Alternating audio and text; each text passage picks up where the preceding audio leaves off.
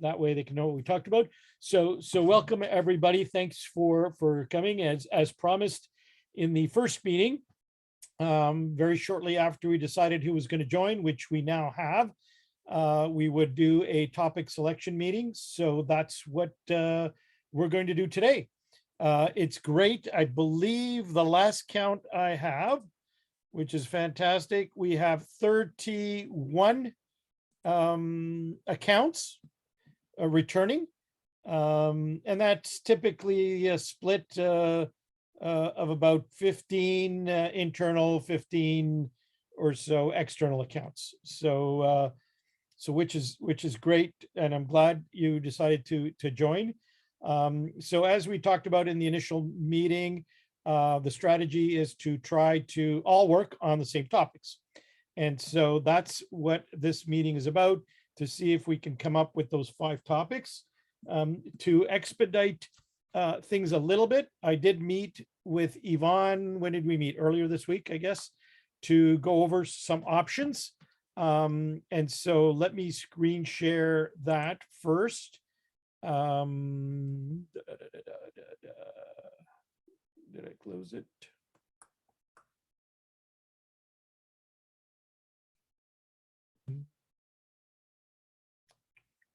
Let me open it again, just in case I closed it. One second.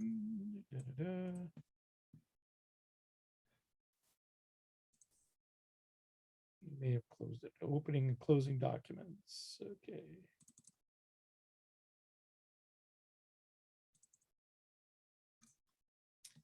And so kind of brainstormed a little bit what would make sense based on what's going on, and came up with this list.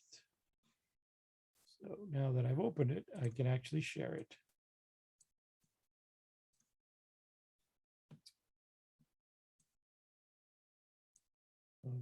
Here we go.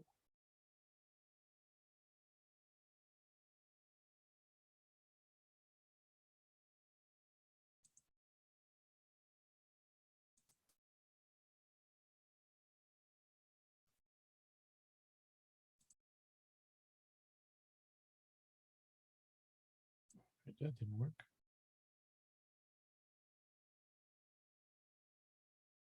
Okay, let me just share my screen and then open the document. How about that? There we go. Do you see it? Somebody say yes.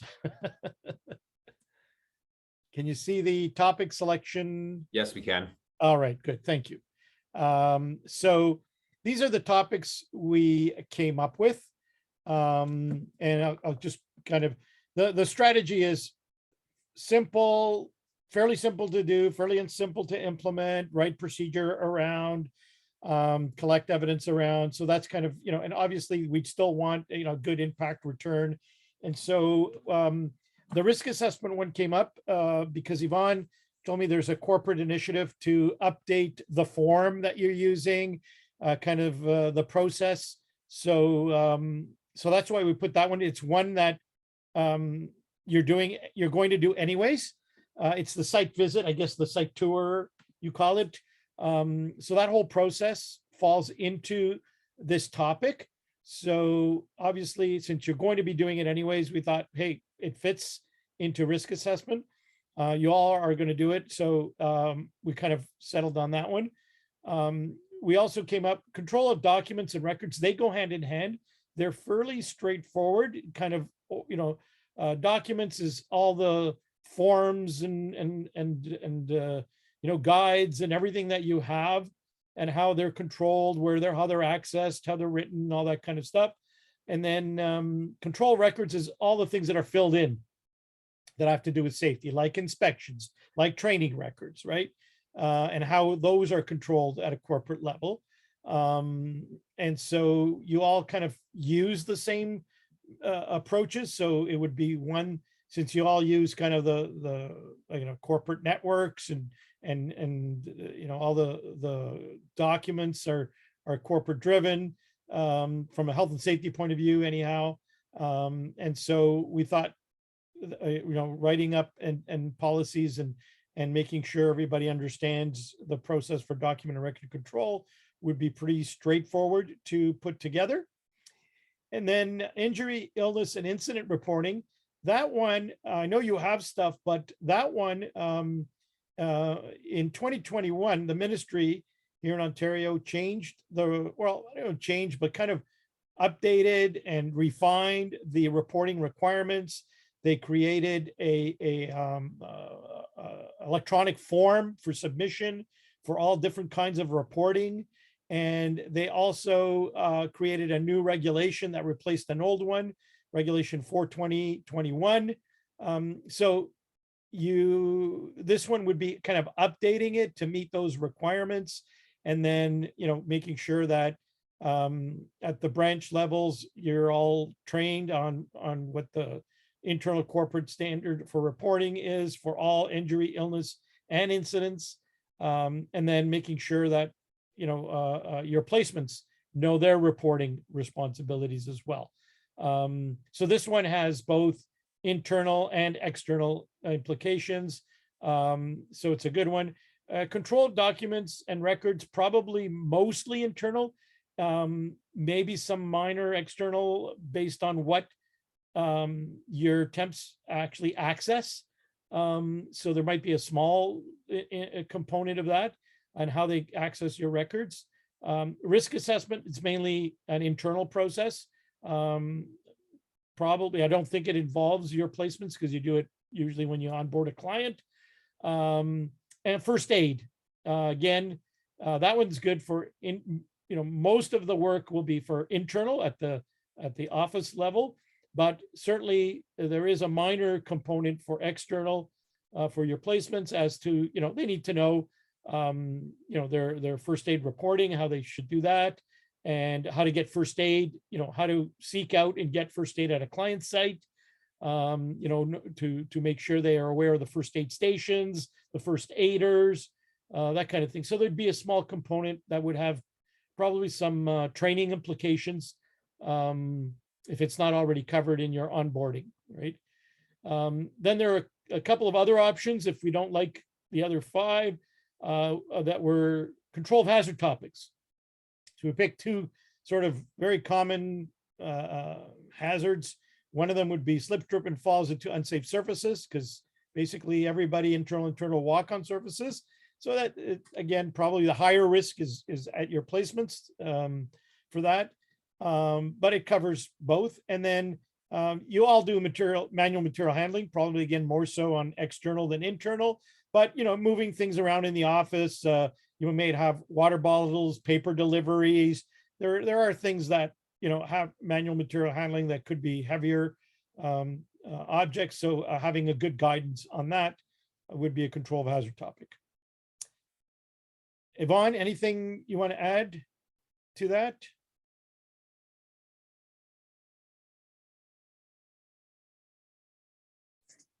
I was talking, forgot to unmute myself. Okay. No, I think you pretty much covered what we talked about, but I would like the input of other people, what their thought process. That's the next step. So what do you think? Any comments, input, suggestion, other suggestions? We just didn't want to start with a blank sheet, so we kind of wanted, and again, focus on simple. Just unmute and. Yeah, make sure you hit unmute before you speak. Yeah. And a trick is the space bar. Usually the space bar mutes and unmutes you, so you don't have to go clicking anything. You click the space bar, it toggles mute and unmute. Are we picking 5? Go ahead. Okay, Sorry. go ahead. Yep. Who was that? Are we, sorry, it's Lisa. Are we picking 5 topics, or we're just going to pick some from this list? Yeah, so my strategy is that we'll agree on 5, and it's up to you. Once we agree on the 5, how many you would like to complete, right? So you're not obligated to do all 5. Some of you may go for all 5. Some of you may just want to do 3. Some of you may want to do, I don't know why you would do, 2 for internal and 3 for external, because you have to do the work. So, but the number you finish is up to you. There's no pressure. Obviously, you only get the double rebate for what you complete. Yeah. Right? There's James and Mike here for representing London and Kitchener. I like your comment, James, about client site visits as one of our main focuses, only because there's a major task force that's also going on at our headquarters at Express, focusing on the value of client safety visits, the frequency, what you should be looking for, and so on. So yeah, so that's probably a top topic for us. Yep, and that's why we put it at number one, because that process is being kind of reviewed, updated.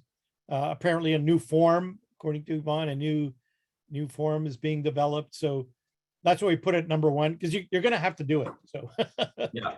so it's like not an optional. So that one, I think by default is going to stay. The other, everything else is up for discussion.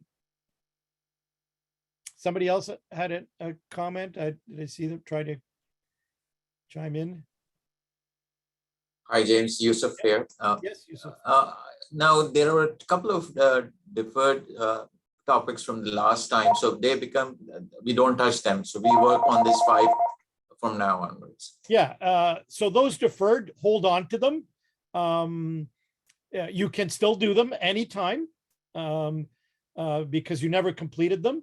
So that's perfectly fine. Just for the purposes of the small business pilot, it just, I think, would be a lot easier if we all kind of focused the same, and that way we can provide you with all the resources you need, like the PDCA, the policy that you're going to need, guidance on exactly how to what to do for training, maybe the training material, you know, all of that, the evidence and all that we're going to need. We can all work on it and all submit basically account specific versions of that. So sounds great. Thank you. Yeah.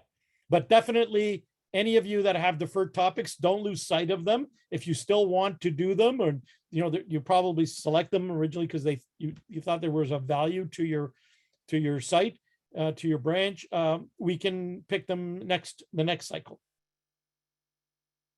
Thank you.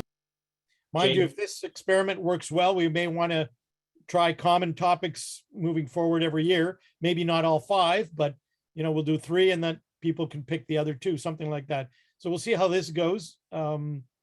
James, can you elaborate on 2 and 3? So control of documents and control of records. I sure can. Please. Did my screen change? Do you see? Yep. Okay, so they're right here, control of documents. So this is the member's guide. So this is the requirements, right? Basically, a procedure, practice, or method that identifies how documents are related to health and safety, are maintained, how they're developed, and the minimum requirements that would go into the corporate policy that we would provide for you. It would come from this list. So you can see it describe, you know, what we have to describe in the policy, how they're monitored, how documents are controlled, how they're made available, how, you know, that they're legible. So this is mostly what Yvonne's doing with our creating the policies, doing the training on a monthly or however frequent basis, that kind of thing.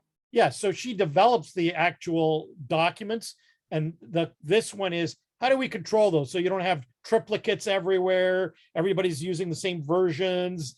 They're all, you know, legible, accessible. They're up to date. They're revised. They're monitored. All of that stuff, right? So, you know, they're dated. They're tracked. They're identified, right? So it's all organized. And you don't have legacy stuff with new stuff. Right, so that's pretty straightforward. It's kind of corporate driven. All you have to do is spread the word and make sure you follow the requirements. You know, you don't delete things that you shouldn't be, that kind of thing, and you're aware of where the documents are and how they're available. And then any documents that your placements need to access, that there's clear guidance on how to do that, where to get it. They're easily legible, they're easily accessible, that kind of thing. So that's control of documents, control of records. All right. Basically, it's almost identical to documents, but for records, right? So how do we manage and control and store all the records that get filled in across the corporation? And here's some examples: training, meeting minutes, inspection reports, evaluation, samples, interview, test results. All of that would be, where do we house them? How are they stored? How are they protected? Especially records like Yvonne would keep for claims, that's confidentiality. How are those protected? How are those accessed? Who has the rights to access them? Here's the confidentiality piece. So that's And this would also include a procedure in place for the offices on the records of the health and safety and WHMIS quizzes, and the records related to health and safety. So forklift tests and certifications that people produce for you. What is the procedure to control those records? How are they housed? How do you access them? And we connect them to Q4, most offices, but maybe some aren't. So we should come up with a across the board, what are we doing? What's the most efficient way to do this with these records and have access to them, et cetera? exactly. That makes sense, Mike? It sure does.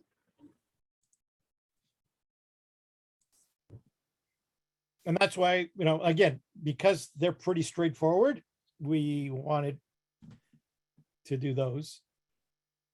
Do you want to see injury illness reporting and what that involves and first aid? Go for it. Yep, I can show you those.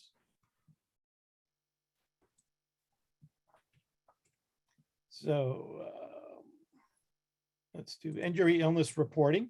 And I think you have some basis of it. You can see the write-up's pretty straightforward here. This is everything that's required.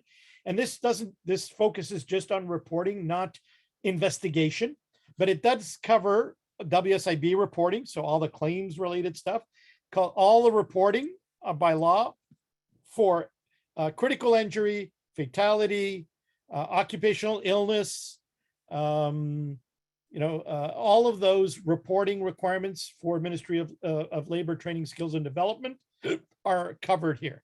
And so the procedure would define things, again, reporting requirements for all of them, even property damage, fire, you don't have to cover every single, whatever applies, obviously. Whose role, everybody's role in reporting, when to report, and the notifications, internal, external. Okay, when, where and how people get first aid, and all the recording requirements, whatever forms you use, is the basics. And then definitely incorporating the new regulation for 2021 into this, because you would need to use it. Probably that would be done, I would suspect, at Yvonne's level. But if the report doesn't get to Yvonne, then the ministry report doesn't get to the ministry, right? So that would be incorporated so that it shows you're up to date on the latest reporting requirements. James, can I ask a question? Sure. Didn't ask you previously, but came to mind after. Because offices have been in the program a long time and a couple of these are level 1 topics, will they not have an issue with that? Or it's because there's a change? Correct. You are 100% correct. You're allowed to take any level topic because you're making some significant improvement to it. There's a difference between continual improvement, tweaking, changing phone numbers and that kind of thing, versus adding a whole new section because there's a change. Mainly what the word they use is gap, right? So as long as there's some significant gap in an existing standard that makes it basically not of any use because it's outdated, old, and not relevant, then that topic can be redone. So and for the small business project, they're not really going to take that deep of a look at it. And certainly if there is any question, I have no problem justifying it and incorporating the fact that it's being updated due to regulation for 2021. But we don't even have to, under small business, there's no even requirement to provide a rationale. They've removed that requirement for the small business pilot. So, and I can deal with any kind of questions or anything that come up on it, but there are a lot of companies looking at this because of that regulatory change. So that's a good trigger to redo a topic, right? And so a couple of the offices that are participating don't fall under the small business. Will that be a problem or no? Because there's definitely a regulation change and Correct. therefore a requirement to make the change. Okay. So again, for those, technically we do have to submit the gap, the rationale form. So for those, we'll look at that and put together the rationale form for them, just to show that this one is going to be a gap. I believe the risk assessment will be gap. I think we said documents and controls can be new, right? Reporting will be gap, and first aid probably will be gap as well for those large firms. Okay. Okay, because I'm assuming you have first aid, something around first aid. We do. Yeah. So we'll just do it as a gap. And again, the gap there, a lot of people are doing it is because a lot of companies and offices were closed for so long, the whole first aid program's fallen apart because there's no first aiders, there's no inspections, all the certifications are out of date. So they kind of have to reinvent the program and implement the program because in most cases, a lot of the components of the program are gone. Some of them are expanding their program to include psychological first aid. So they're sending their certified first aiders to take the psychological first aid course, which is offered now to expand the role of a first aider because of mental health. So that would be significant gap. So people are using that, and it's a level 1 topic, but you can justify it by adding those components. So this is the first aid requirements, right? So again, making sure, and this one is directly correlated to regulation 1101, which is the first aid reg. Do you have stations, kits, treatment, people trained, displayed, right? Okay. And for your, I was going to ask what the gap was, but you just said COVID was the gap. yeah. I mean, a lot of people are reinventing their programs. Right. There's some people when they came back, everyone was expired, or the people who were first aiders aren't back, or so it's all changed. It's all got to be redone. All right. And so when it comes to placements, you would look at each of these criteria and see, okay, what if any of those, like which ones apply to placements, right?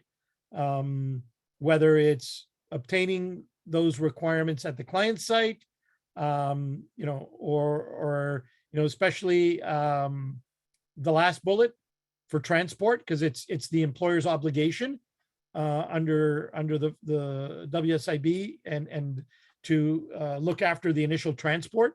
So how do you do that? Does especially if it doesn't need an ambulance, if it needs an ambulance, pretty straightforward, right? But if it doesn't need an ambulance, how do they get from the client site to medical, doctor's office, or even the provision even includes home, right?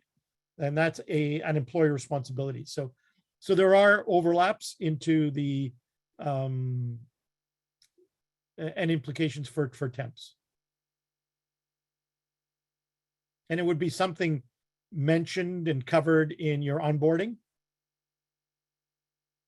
So that could be something, if it's not already there, it would be added.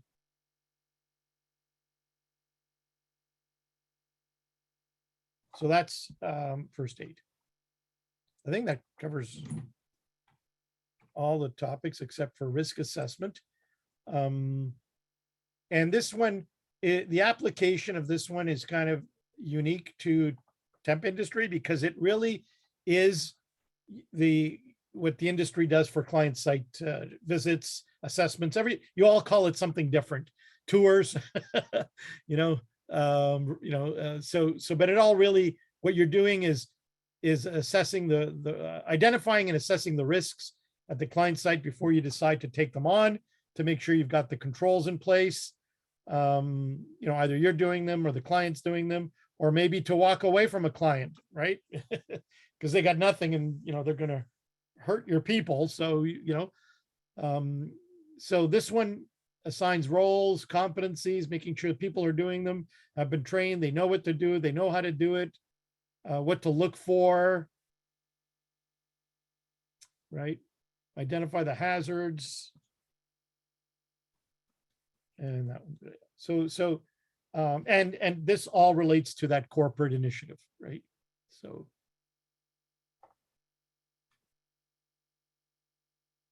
this one would be a significant gap to justify it for the larger firms.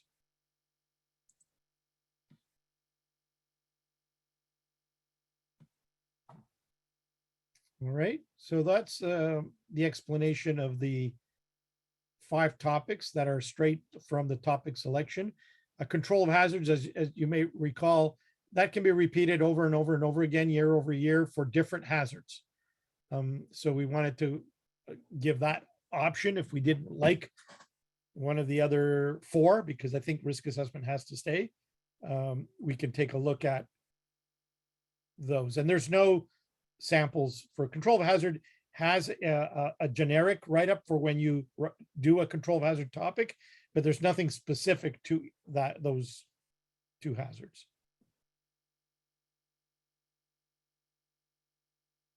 So what do we think? We good with the 5? Do we want to look at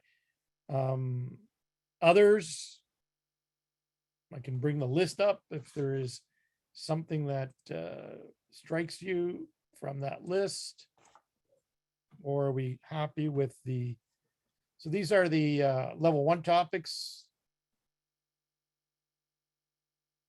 Some of you did a number of these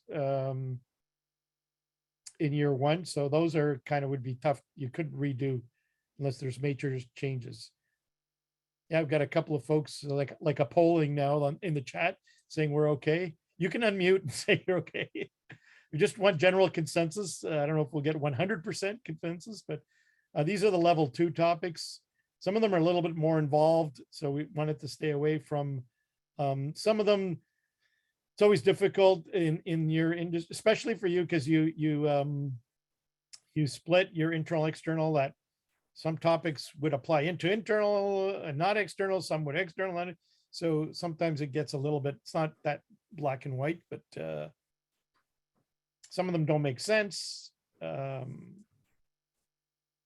So I would say if you're not okay with these topics, speak up now or forever hold your peace. Amen. Amen. Yeah, that's it. Those are the level 3 topics down here, which way more advanced. I don't think we want to touch any of those right now.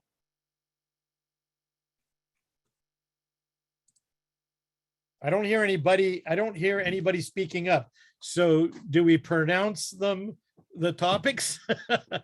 I now pronounce you the 5 topics. So we'll take the original 5. I trust my other owners on this one. Yes, this sounds good to us. Okay. So this is going to be it. Risk assessment, control, document records, injury, illness reporting, first aid. Those will be the topics. I will go into each of your accounts and select them. For the large accounts, we're going to have to develop the topic rationale form for that. So I'll probably do that and just get Yvonne to review it just to make sure it makes sense from that perspective before we upload it. And then the next step will be to meet and do the PDCAs for each of the topics. And again, prior to meeting them, I'll try and see if I can draft out kind of the wording. So we'll just kind of go over it. So you know what is going to be provided, what you're going to need to do.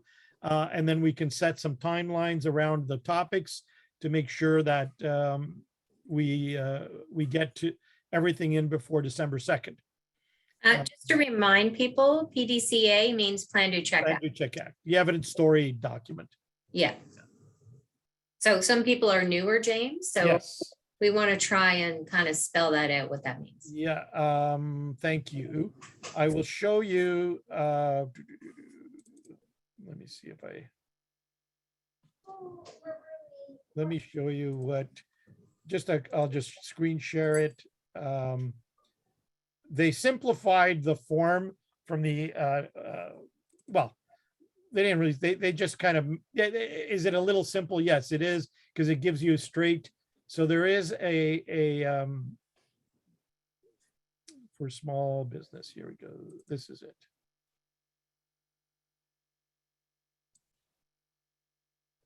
So this is what it is. It's for each topic. For plan, they've got 3 questions we need to answer, and then the evidence to support the answers.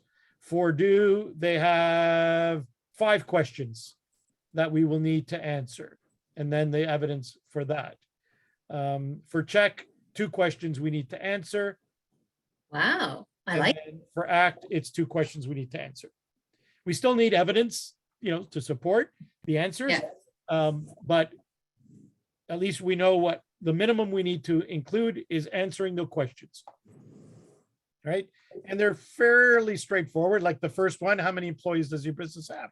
So if this is for an internal account, you'll say 3 or 4. If it's for an external account, your average number of placements, right?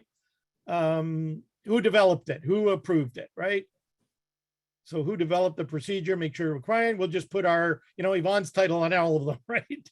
Who approves it? I don't know who's got a approval authority at Express, right? If it's Yvonne, then we put Yvonne, right? And then really the do is kind of more the meat of it. How and when did you share the policy? So we'll have to answer that. How did you train your workers? Who was trained? So in a lot of cases, it'll be a generic answer for all of you. And there may be a few nuances, right? How do you know they understood, right? The training. So how did we verify? Was there a quiz? Did we, do Q&A, whatever, right? And what did you do to implement the policy procedure into the operations? So, right, it could be something as simple as we did a safety talk. We put up the posters. We did whatever for each of the topics. It'll be a little bit different. And then then we're going to wait about 2 months, and then we're going to say, okay, how are we going to go back and evaluate what we did, right? How did you evaluate? So we'll come up with an evaluation approach for each topic that we'll all use. And then we'll answer what is working, what wasn't, right? And you could say everything was working well. We didn't find any gaps. Thank you, right? And then how did you fix the gaps? If there weren't any gaps to fix. How did you recognize employees? We thanked everybody for following the procedure. We sent them an email. And that'll be for every topic. And we'll do that at the next meeting. We may need 1 or 2 meetings, so it doesn't take too long because we got to do all 5. So maybe we'll do, 2 topics at one meeting and then 3 topics at another meeting. And then everybody will have a completed PDCA action plan form. So that's next. We'll 1 step at a time. Let's get I'll get everybody's topics. I have access to all of your accounts now. So I can go in and do this for you. So you don't have to waste time doing it, and do the topic selection. Right. Once you finalize this document for your branch, anything that you may need to put in, you send it to me. I will upload it to the portal for you. now, And then, James, yep. at the meeting, would we fill out our own document during the meeting when Yes. we're discussing it? Yes, So each office would have a copy of the blank. correct. As we're discussing it, they'd be typing in the answers. Yes, exactly. Okay. And if between you and I, we can come up with some answers that are going to be the same for everybody, we'll pre-fill them in before I Okay. send. Okay. So we'll need to meet to just see what can we do that is going to be generic for everybody. Okay. And if we can do that, that makes it even faster. Okay, And before I Right. send it to you, I'll try to put something in, and then you can say, no, that's no good, and we can fix it. So we can okay, instead of working from a blank template, we can get it to the point where whatever minor nuances need to be done, changes that need to be done will be made when we meet. Otherwise, yeah, because like the numbers, I'm not going to know, right? So you guys can. right, exactly. Yeah. So each office would have a record of their own account numbers that they need to put in there and, The account number and then how many Urgent. employees, it's going to be different. yeah, Some things I won't be able to pre-fill, but the one for procedures, we just put your name and title, right? Or the title. Our Right. health and safety so-and-so does, right? And for Okay. approval, it's the same, right? So we can Yeah. pre-fill approvals, right? Maybe the Okay. when, the date, we can leave it blank and then everybody can put a date, or we can just put a date. Doesn't, Okay. we're not gonna go checking, right? So. James, right. this is Andrea. So in the meeting we have that we can talk about the evidence and then we can all kind of come up with like, oh, we should do this for evidence. Okay, we have Yes. this. Okay, Yes. perfect. Okay. The plan one is a given because it's gonna be the policy. For sure. Yeah. That one is easy. It's gonna be the do and the check where we'll agree on the approach. Yes. Okay, perfect. Thank you. So we're all doing it the same way, except that when you send it to me, it's unique to your account. but you're gonna be sending two, one for your internal, one for your external. Correct. Because they're not gonna be identical. Right? So each of you has to do two of these. Right? In a lot of cases, it will be identical, but the employees will be different, the numbers, right? Right. The wording around sharing will be a little bit different, right? So, we shared it with our office staff. We shared it with all our temp workers, right? So we'll have to come up with an internal version and an external version. Okay, All right. So we accomplished what we needed today. We got the topics. So that's a first step. And then we will move to the next step. By the end of this week, you should be receiving your the invoices. And so it's going to be, according to Yvonne, the invoices are going out by location. So, it will be mailed directly to you and you'll be responsible for the full amount for both internal and external, because we were able to get Oklahoma to recognize that you do all the work. And so therefore you should get 100%. It will not be a 60-40 split. Whoa. Did you guys have a party on that one? Well, I did in my head. Yes. Wow. The That's franchisees. amazing. Which is 100% true as well. You do all the work. So that's fantastic news. Yeah. All right. So that double rebate. So please pay your invoices when you get them so they don't have to chase you down. Yes, please, Jennifer, does not need to chase people, right? So, and we'll keep track. And if you are delinquent, then we won't submit your evidence. So we don't want to get, and that'll be like months from now. So that means you haven't paid for months and months. So yeah, please pay promptly so that we can keep everything moving.